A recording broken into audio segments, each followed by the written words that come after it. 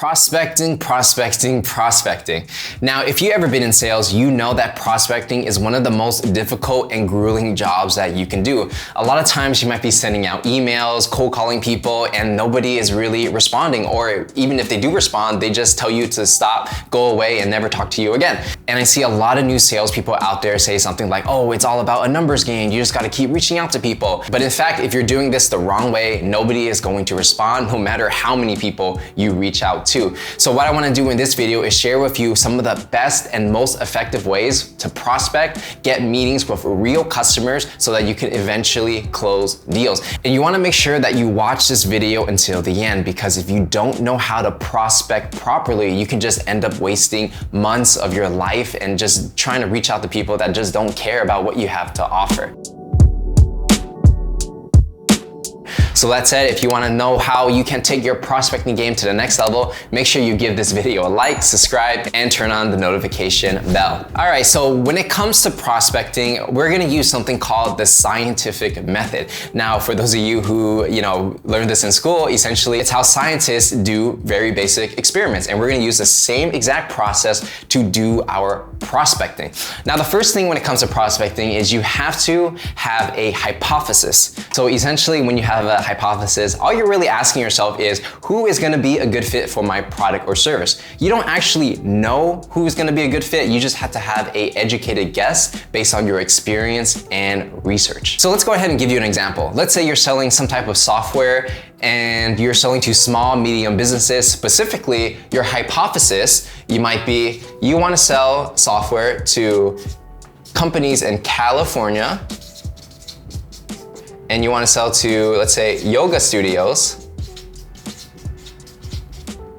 with 20 or less employees.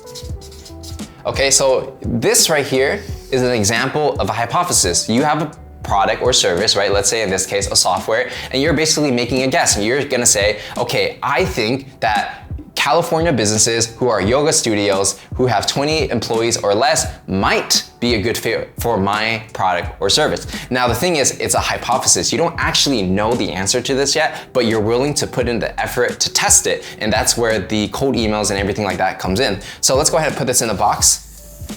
That is your hypothesis. So once you have your hypothesis, what is going to be the next step? Well, you could reach out to one yoga studio, but if that person says no, you don't really know if your hypothesis is correct or not. You actually need more numbers, right? So for example, if this is your hypothesis, you want to reach out to these people, you got to find at least 20 companies or people, depending on what you're selling, who fit your hypothesis. And 20 is not really a huge number, but you need some kind of statistical difference, right? Obviously, if you can do like 50, that would be more accurate to the numbers, but a lot of times you may not have a lot of time and energy to do this. So you wanna make sure you start with at least 20.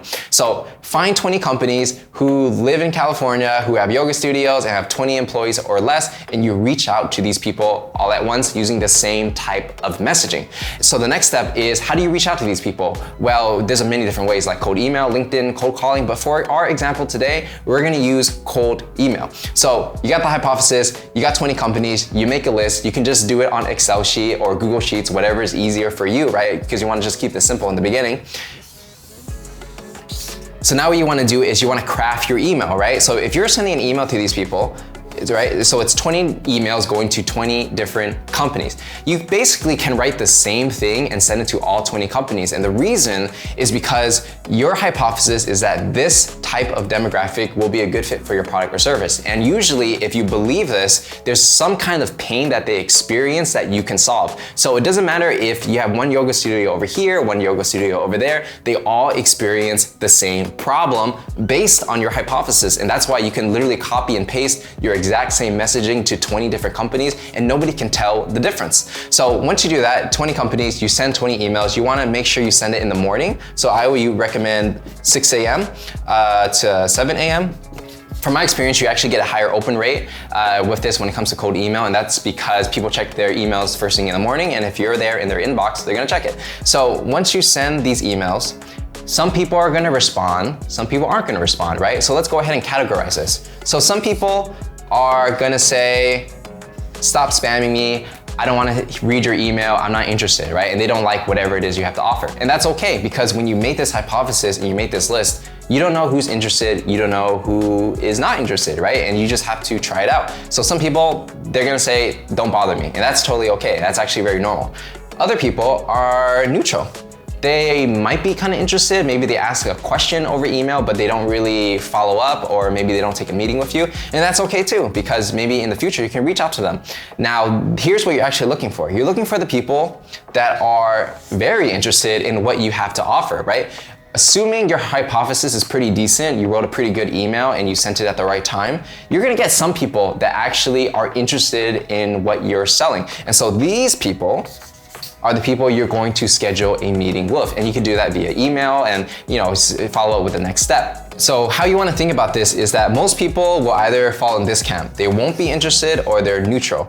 A smaller percentage might fall into this camp where they're gonna take a meeting, right? So if you send out 20 emails, okay, and let's say you got 5 meetings out of that, that's actually pretty good. Now, when it comes to percentages of like what should be the response rate, every industry is gonna be different, right? And it really depends on your campaign and what you're selling, but in general, if you're getting 5 calls per 20 emails that you send, that's actually extremely good, because if you wanna get more meetings and sell more of your products and services, all you gotta do is find more companies that fit your original hypothesis, and you just keep growing from there. All right, so what's gonna happen next? Well, for the people that actually took the meeting with you, you're gonna move into the next step.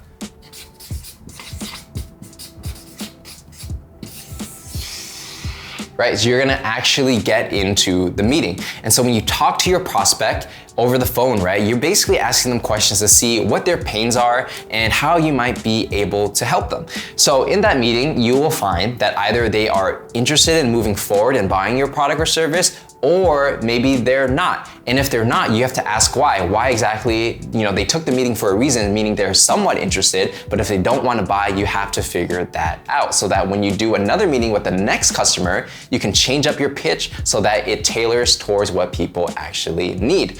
And once you do a couple meetings and you close a couple deals from this process, now it's time to repeat this cycle, right? So you got some results, you basically got some data from this, and you got to think, okay, what can I do to improve my hypothesis so that when I send my emails, more people will respond and more people will buy my product or service?